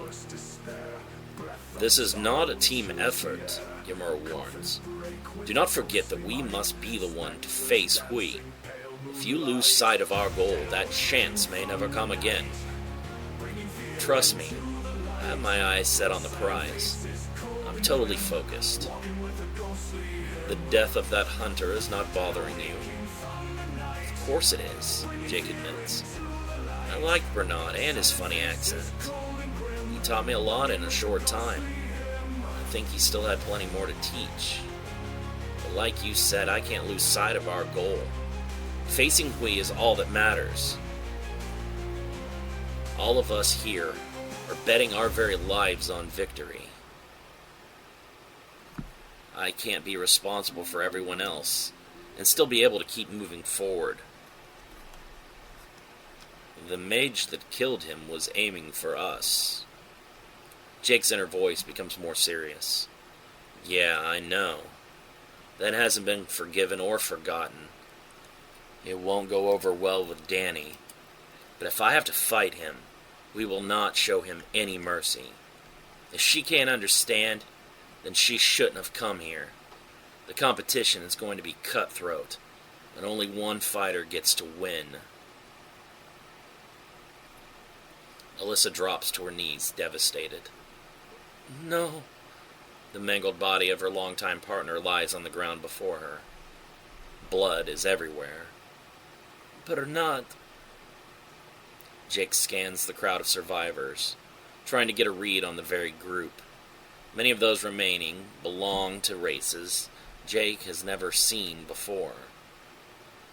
He looks up at an enormous, shirtless man with red skin and a teenage girl with pointed elf-like ears sitting on his shoulder. Hey, kid, Klebarg says. You one of them mages? No, not really, Jake says, surprised that the giant is friendly. He doesn't look like much, Zobella says, looking down at him. He must have some kind of special power, or he wouldn't have made it this far. Are you from Celiat Terram? Danny asks, walking over to them. Klebarg grins. I'm the great Klebarg of the Jotnar. This is my little buddy Zobella, one of the Alifar. We aren't that close of friends, actually, Zobella says. I barely even like him. Ah, you Alifar are always joking around. I didn't know that Celiat Terram was going to send assistance. I only expected Master Norlanis to talk to the Fae into staying out of it entirely, Danny says. Unfortunately, the followers of Nalzesh would not have listened, Jamriek says. We had to come to ensure none of the Dark Fae could claim the Yazdan weapon for themselves. How many of you are there? Danny asks, looking around. Only the 5 of us are left, sadly, Jamriek says. I am Sir Jamriek Darren of the Kingdom of Itadale. You have already met Klebarg of the Jotnar and Zobella of the Aesir. The Salif here is Filruf. We are all that remains of Queen Silrona's alliance. The older Alifar is Ilionaro. No, you're not, Danny says. We're all on the same side. If Master Norlanis believed you to be friends, then so do I. I like her. She's got good hips, too. Zobella smacks the giant on the back of the head. Stay focused. Jamriet looks around and points to Minduth. That is Minduth. He is a soldier of Nalzesh. He next points to a man whose upper body is human, and his lower body is that of a goat. He is shirtless and has long, spiraling horns. That is a satyr, though I know not his name. He did not come with us, so I can only assume he is a servant of evil. He continues to scan the crowd. I see no others that I can recognize. It seems no one else from our world has survived. Only 2 Dark Fae. That's good, right? Danny asks. Minduth alone is still extremely dangerous. He was able to best Zobella's brother in battle. And I will be the one to kill him and get revenge for Zilran, Zobella growls. No one had better try and take that away from me. and Yana begins to clap her hands, smiling with satisfaction. That will be enough. I believe we have cut out the weaklings and are ready to begin. Alyssa grips her sword tightly, shaking with fury. Weak? She whispers through gritted teeth. Don't, Jake urges. Now isn't the time. Save it for your upcoming fights. You didn't just lose someone important to you. Bernat was more important than this mission. Then don't let his death be for nothing. Take that rage, and use it against whoever monster is unlucky enough to draw you as an opponent. Alyssa glares at the mages. I will use that fury, but not on the monsters. Returning to the combatants after having conferred with Kazura long enough to learn more about human tournaments and how to structure them, Yana then uses her magic to draw a tournament bracket in the sky above the island.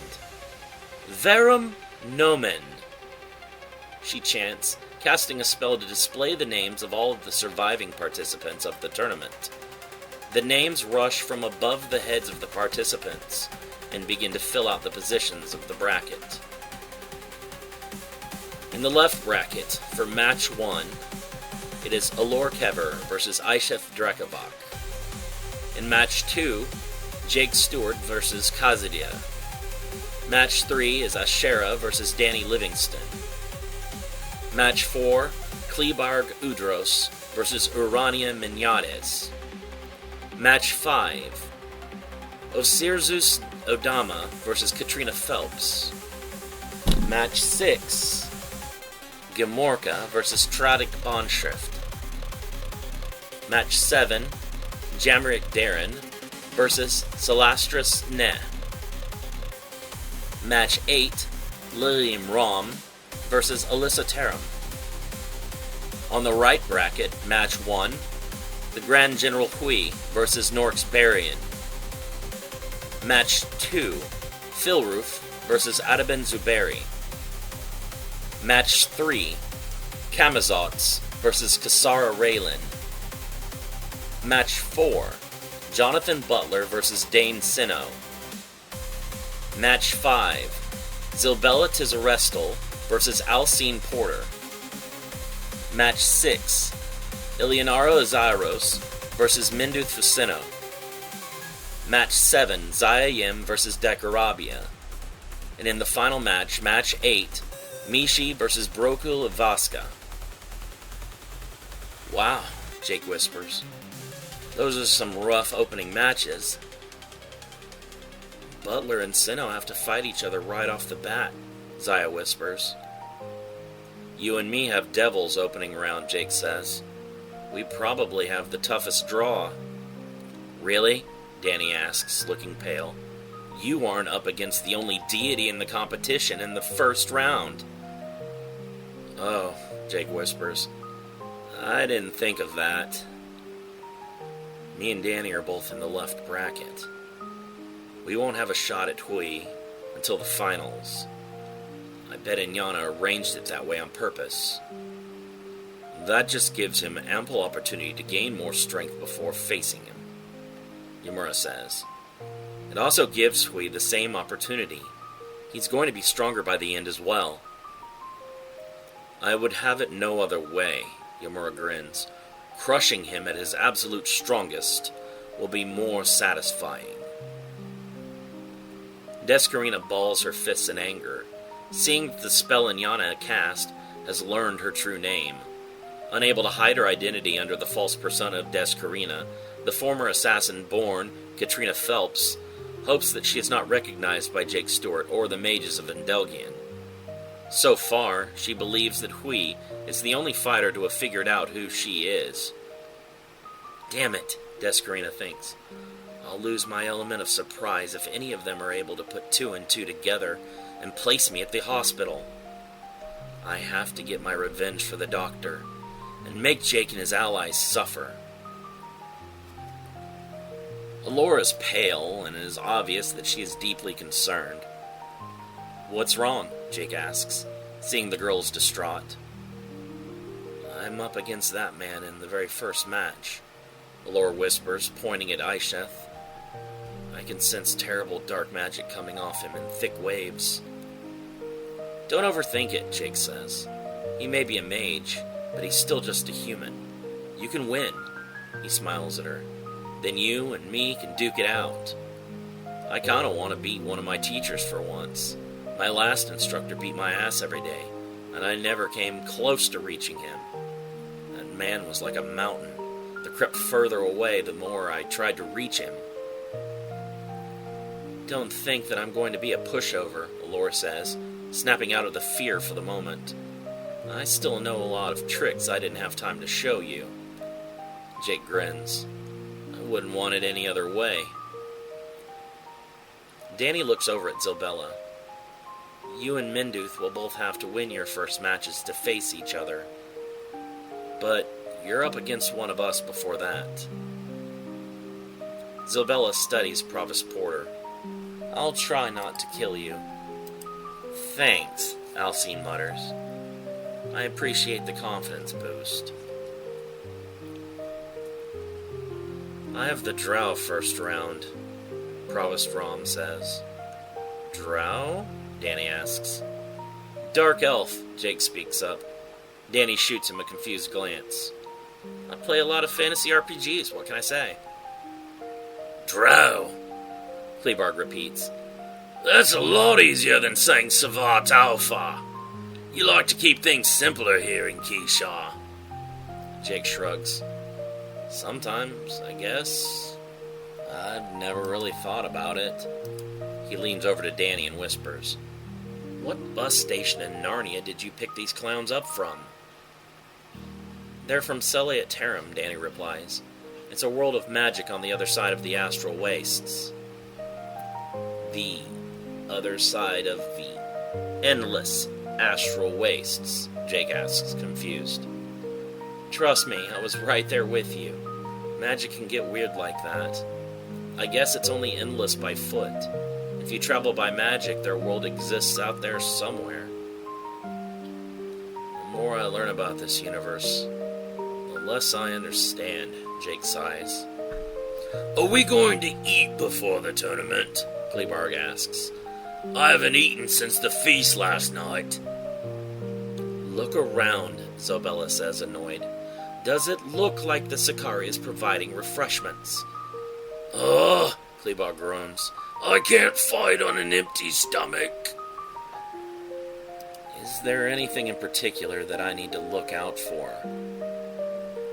Provost Rom asks. The Alifar are nature-based magic users. Because the Sarvat Alfar branched off from them, they still access some perverted form of that magic, Jamrick explains. They also wield several kinds of corruption magic. Drows! Klebarg shouts. We're calling them Drows now! That's never going to stick, Zilbella sighs. It will if I make it, Klebarg grins. When I come back to tell of my victories here in Keyshaw, I'll bring back all kinds of new words. What is corruption magic? Danny asks. The Fae represent life energy and creation. When they become corrupted, so does their power. The Savarta... Drows! Klebarg shouts. Jamrick sighs and rolls his eyes. The drows can cause nature to twist and decay. Around them, positive becomes negative, light becomes dark. Dark Fae can corrupt other Fae and make them evil, Zilbella says. It is why we have a difficult time fighting them. I wish I knew how to teach you chaos magic, Jake tells Provost Rom. I bet that would work against them. But I barely know how to use it myself, honestly. Aha! Klebarg shouts. You are a mage! I'm just a guy, Jake says. I have access to some unique abilities, but I can hardly call myself a mage. You're getting there, Allure smiles. Just give me some more time to work with you. Jake is surprised. You mean after the tournament? Of course, Allura replies. Do you really think this is the last threat we're going to have to face together? Best to raise your game to pro level, right? Yeah, Jake shouts excitedly. He likes her, Klebarg whispers loudly. How would you know? Zobella rolls her eyes. I'm an expert in love. Stick with me, kid. I'll teach you all I know. No thanks. You offered to teach me how to be a man before. Klebarg chuckles. Offer still stands. Danny wonders if Allura has indeed developed feelings for Jake, or if the danger and proximity to their deaths has driven the girl to find comfort. I shouldn't care, Danny thinks. What they do is their business. I just hope their tryst doesn't interfere with our success. We have to be perfect to pull off this upset win. Having reinforcements from Celeitarum will help out a lot. But there are still devils and a demigod in this tournament. We aren't in the winner's circle just yet. Jake slaps his face, trying to clear his thoughts and focus. This is it. We finally have our shot at Hui. Jamrick stares at Jake in confusion. Is the kid talking to himself? Kinda, Danny says. He has another spirit inside of him. He what? Klebarg shouts. Ain't that cheating? Inyana organized this tournament to lure him here, so I'd say she doesn't care, Danny replies. Did you say the Sakari threw the tournament for him? Jamrick asks, confused. Why would she go to such lengths just to get at him? The spirit inside of Jake is Inyana's younger brother, Yamura, Danny says. They hate each other, a lot. They will go to the ends of the earth for their grudge. Should we be involved in a family conflict? Filruth asks. It does not seem appropriate. We have to win in order to get Queen Silrona that weapon. Our mission is not affected by the Sakari siblings or their squabbles, Zobella says. Jake stretches out, getting ready for his first match. End the fight quickly, Yamura says. Do not give your opponent the opportunity to use any special abilities. What fun would that be? We are not here to have fun. Winning this competition at any cost is our objective. We must gain as much strength as possible so that we are able to face Hui and Inyana on equal footing. Yeah, I guess you're right, Jake admits. Killing them is an absolute must. No more running or angel-assisted escapes. We're sending both of them straight to hell. Yamura nods, and with the power we gain from killing them, we will finally be strong enough to send the Yazata to join them. Jake stares at Inyana and Hui, but instead of glaring with hatred, the teen smiles. Enjoy your last few hours alive. When I get to you, your time is up. I want everyone at their very best when we begin tomorrow, Inyana says. There will be no excuses when you lose. I can guarantee that the stakes have never been greater. All of your lives are being wagered upon your victories. She begins to smile devilishly.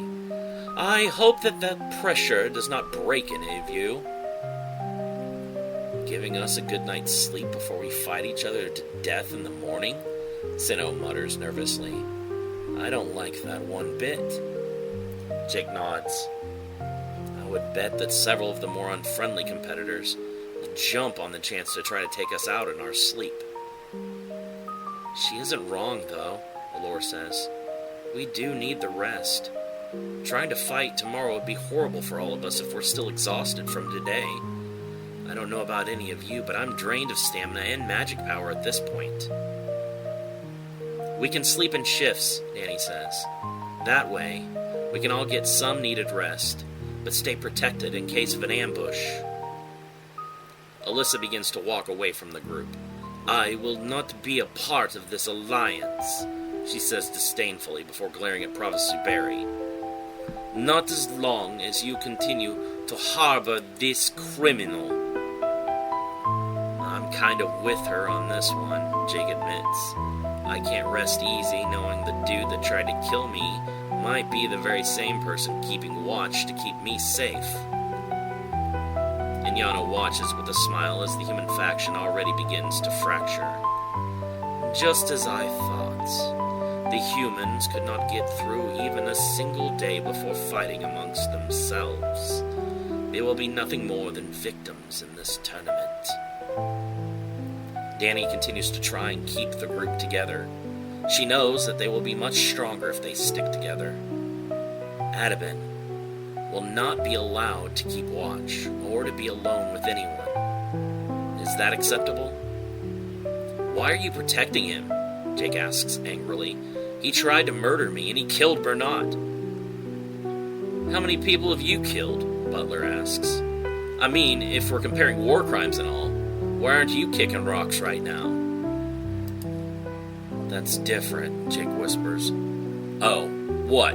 Because you're possessed by an evil spirit? Butler mocks. You seem pretty in control of your actions to me. Look, if you don't want me here, that's fine, Jake says annoyed.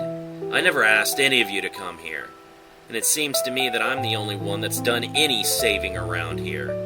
Maybe I should have kept to myself and not saved your asses back on the ship. Stop it, Danny shouts. Both of you. I'm the one that got everyone into this mess, not Jake. If you want someone to hate me. I didn't stop to think what Inyana might be up to with this tournament. I just knew that I couldn't let some monster win and leave Jake to fight alone in this. If I hadn't interfered and brought everyone along, you would be facing all of these monsters by yourself. I'd have Alyssa and Bernat to back me up, Jake mutters. And you, Danny gets in Provost Butler's face. If you thought this was too dangerous, you could have said no like Provost Fisher. I didn't want to be seen as a coward, Butler says. And my friends were already coming with you. I couldn't let Dane and Alcine. Then stop acting like one, Danny growls. All of us need to put aside our differences and stick together. The only advantage we have on this island is in our numbers. Take that away and we're exactly what they say we are. Weak humans. A smart fighter can identify their weaknesses and compensate. Now, what are you going to choose? Jake looks over at Alyssa, who has paused to listen. I don't trust that guy either. If he tries anything again, I promise to treat him the same way that I'd treat any other monster. Danny nods, also looking over to Alyssa. We could really use your skills. What's your decision? I was assigned to make sure that he wins, Alyssa says, walking back over to stand beside Jake. But my sword will only be used to protect the two of us. The rest of you are still my enemy. If you move against us, or face me in the tournament, I will not hesitate to kill you. This is off to a great start, Zaya whispers to an exasperated Danny. Morning can't come soon enough, Danny sighs. Inyana's eyes glinted with cold satisfaction as she surveyed the remaining fighters. The sun was sinking below the horizon, painting the sky with streaks of fiery red and orange. With a dismissive wave of her hand, she spoke, her voice cutting through the tension like a blade. Rest tonight, Inyana announced, her tone dripping with malice. You have until dawn to prepare for the tournament's continuation. As of now, only 32 of you remain. Tomorrow, the real battles begin.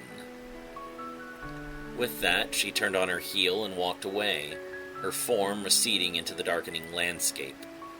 The fighters, still reeling from the sudden violence and betrayals of the day, exchanged wary glances. The reality of their situation began to sink in, each fighter grappling with their own fear and exhaustion. The humans, now fewer in number and more desperate than ever, began to regroup. They gathered what little dry wood they could find, dragging the scraps of timber over to a central spot.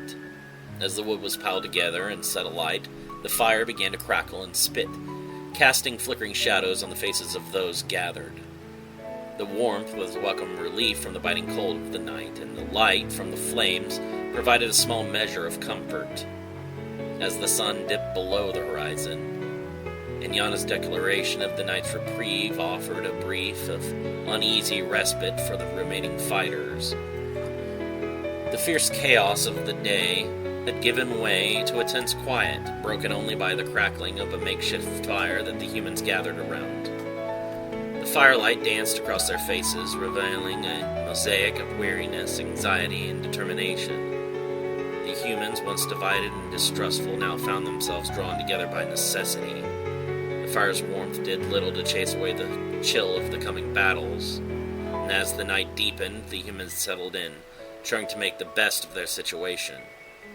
They arranged makeshift bedding around the fire and took turns keeping watch, their eyes darting to the darkened edges of their encampment, where the shadows seemed to shift and writhe. The barrier flickered intermittently, casting ethereal glows that occasionally illuminated the encroaching darkness, serving as a reminder of both their protection and their vulnerability.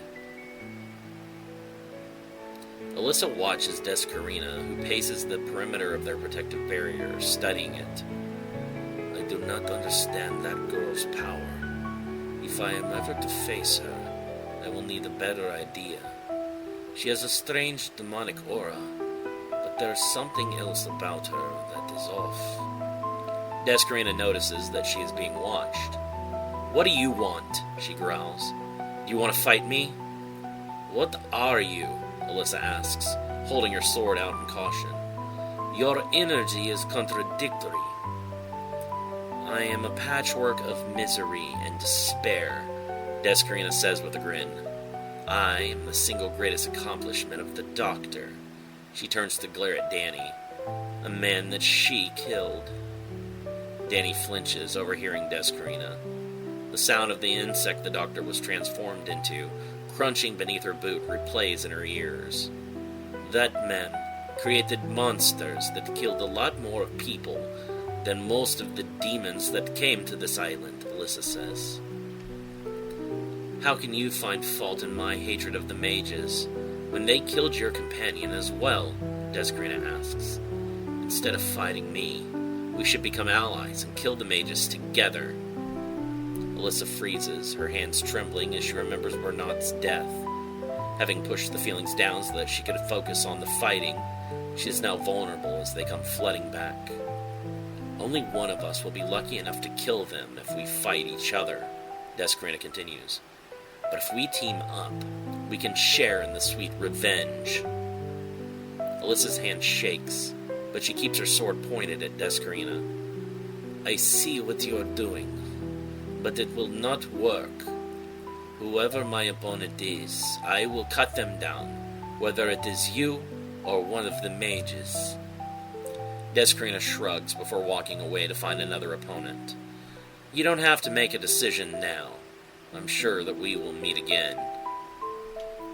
As the fire crackled and popped, sending occasional embers into the cool night air, Jake and Allure settled beside it. The warmth from the flames contrasted sharply with the cold, tense atmosphere that enveloped the camp. They stared into the fire, both lost in their thoughts, before Jake finally broke the silence. Not quite the island vacation I was expecting, huh?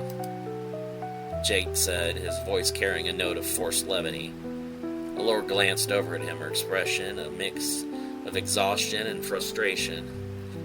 No, definitely not. I didn't think it would come to this. It's hard to believe how quickly things fell apart. Jake nodded, the weight of the day's events heavy on his shoulders. Yeah, it's been rough, but we've made it this far.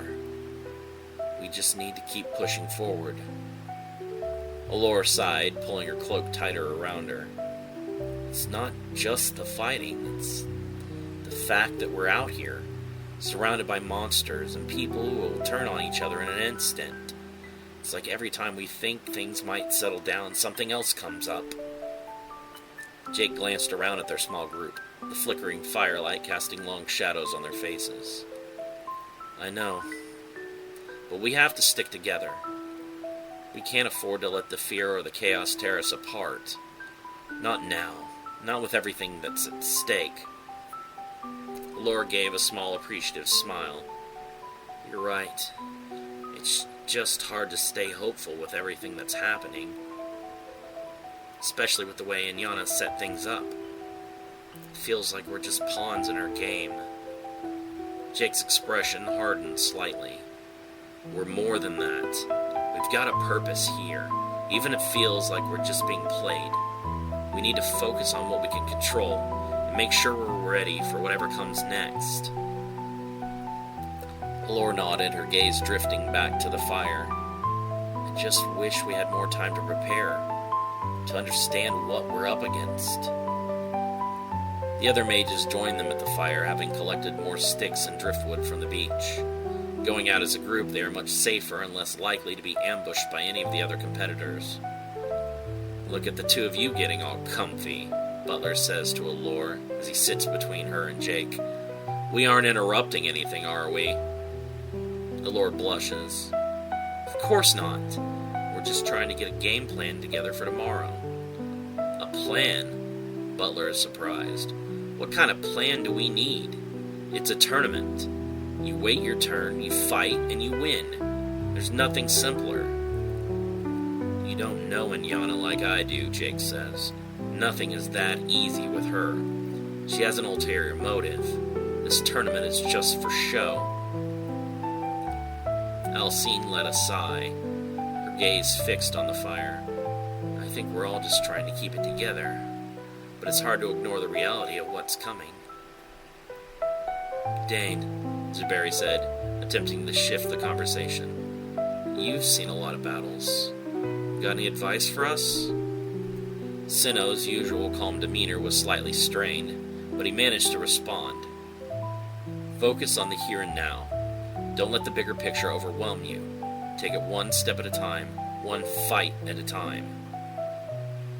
Easier said than done, Zaya said, shaking her head. We're facing monsters that could tear us apart in seconds. I've seen what they're capable of. It's hard to stay positive. Jake nodded, his expression thoughtful. I know it's tough, but we need to stay sharp. If we let fear take over, it's going to be a lot harder to get through this. The group fell into a somber silence, each lost in their own thoughts as they stared into the fire. The crackling flames offered a small comfort, a brief escape from the uncertainty that loomed over them. Jake, while trying to provide support and calm, felt the heavy weight of the truth he couldn't share, that the coming battles would be brutal, and not all of them would make it through. At the edge of their group, Alyssa now stands alone, watching, studying each of her fellow competitors carefully. She notices that among the mages, one does not speak much, or interact with the others. She narrows her eyes on Provost Lilium Rom, trying to get a read on the young woman. There is something strange about that girl, Alyssa thinks. She is not like the others, though I know not how. I will have to keep my guard up.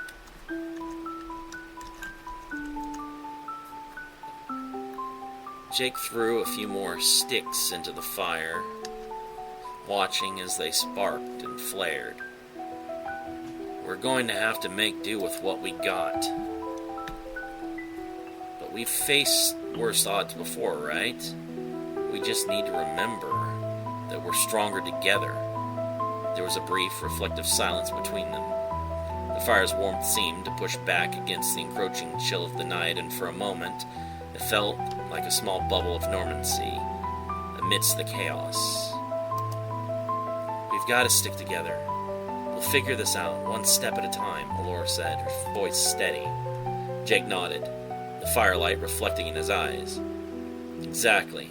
We'll face whatever comes our way, and we'll make it through. For now, let's just focus on getting some rest. Tomorrow's going to be a long day. Danny stands at the edge of the gathering, her arms crossed tightly against her chest. The heat of the reflective flames washing over her, but failing to thaw the cold dread growing in her heart.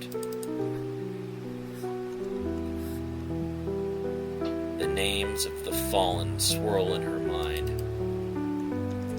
Provis Malenko, Provis Guerrero, Provis Drahele, Provis Jihad, Apprentice Abbott, Bernat, each of them lost to this cruel island.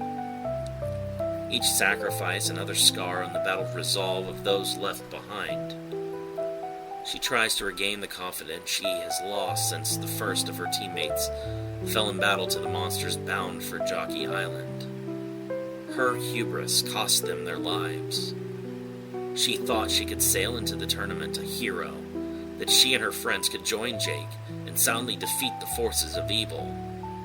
Life and its unfairness did not turn out that way. Stuck here, she knows that she must continue forward. But at what cost? Will any of them return to Endelgian alive? Jake, too, becomes lost in his thoughts.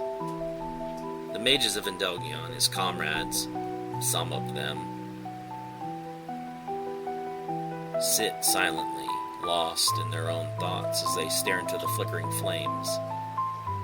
Alyssa is now beside him, her face taut with the same turmoil.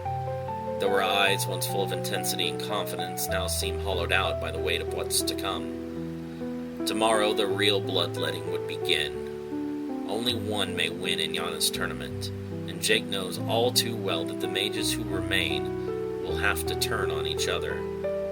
The mere thought of it turns his stomach. He's fought beside these people, shared moments of triumph and defeat, pain and camaraderie. Yet now he's being pushed toward the darkest path imaginable. Jake's eyes burn as he glances at the flames, seeing distorted reflections of faces he's come to care about.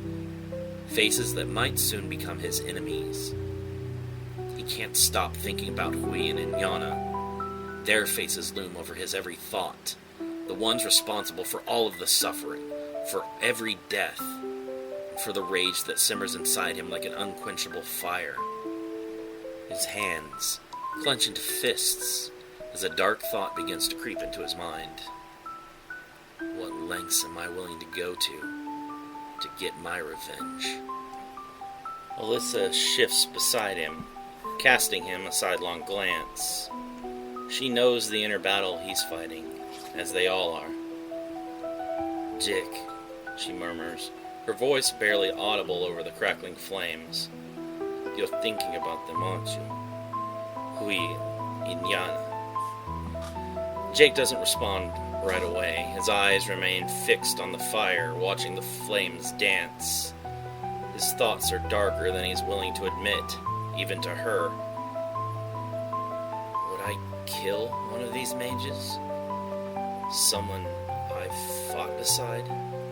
To achieve my goal? His mind flickers to Danny, their bond strong despite everything. She had been by his side when no one else was, but what if it came down to her? What if she stood in his way? Could he kill her? The thought sends a shudder through him, and he feels the weight of his guilt pressing down like iron chains around his heart. What would Yamura do, he wonders. The spirit within him, the strength that has carried him through so much. Would Yamura push him to cross the line, to sacrifice anyone and everyone for vengeance? But deep down, Jake knows it's not Yamura's voice that echoes in his mind, it's his own. The raw, festering hatred that he's held onto for so long. I can't let it consume me, he thinks. Yet even as he tells himself that, a darker part of him whispers, but what if it's the only way? The reflective flames seem to grow taller, more menacing, as if mocking him. They flicker with the possibilities of tomorrow, taunting him with the images of what he might become if he lets himself fall too far.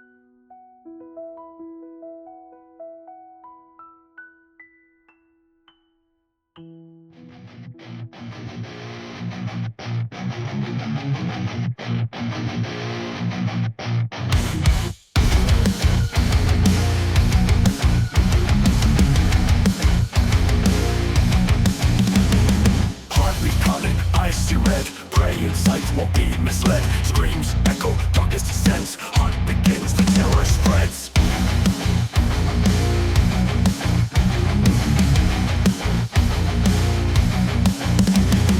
Nerves on edge, shadows near. Vengeance calls, the fate is clear. Steel in hand, blood on ground. Chaos reigns, fear profound. The thrill of the hunt, rage unleashed, prey confront. Predator's eyes, cold and bright. Hunting thrill, endless night. Trapped in the hunt, rage unleashed, prey confront. Predator's eyes, cold and bright. Hunting's thrill, endless night.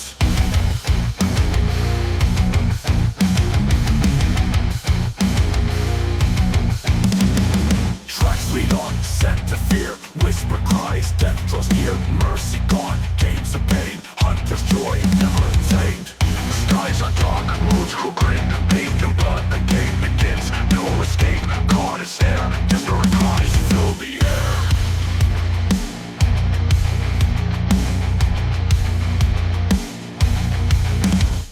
Relentless chase, won't back down. Smell of sweat, hunter's crown. Silent steps, shadows weave. Bones will break, none will leave.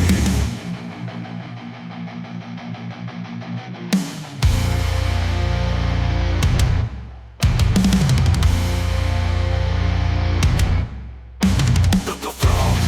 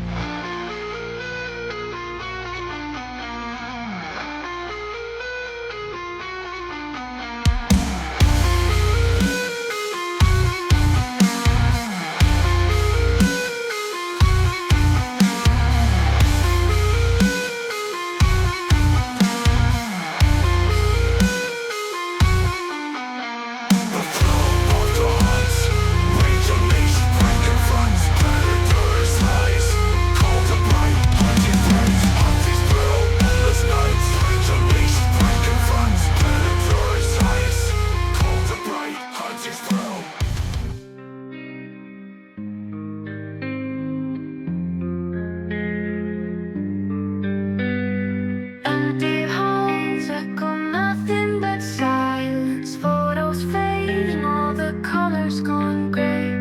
Memories wrapped in an endless sadness. Eyes searching, but you're far away. Stars above dim their light in sorrow. Moon whispers tales of time long flown. Heart heavy under the weight of tomorrow's loneliness I have never known. Sayonara tomo ga gaku tobitatte. Yoru no yami e kimi no yume. Boku no kokoro to wa ninaite. Kimi no shite tsuzukeru hiti. Footsteps fall in the void of the night. Rain taps a lullaby to the aching. Shadow of smiles where we used to find light. New dawn breaking but still heartbreaking. Wind carries your laugh through the breeze. Touches my face like a fading touch. Gone but living in these memories. Why does missing you hurt so much? Sayonara tomo ga gaku tobitatte. Yoru no yami e kimi no yume. Boku no kokoro to wa ninaite. Kimi no shite tsuzukeru hiti.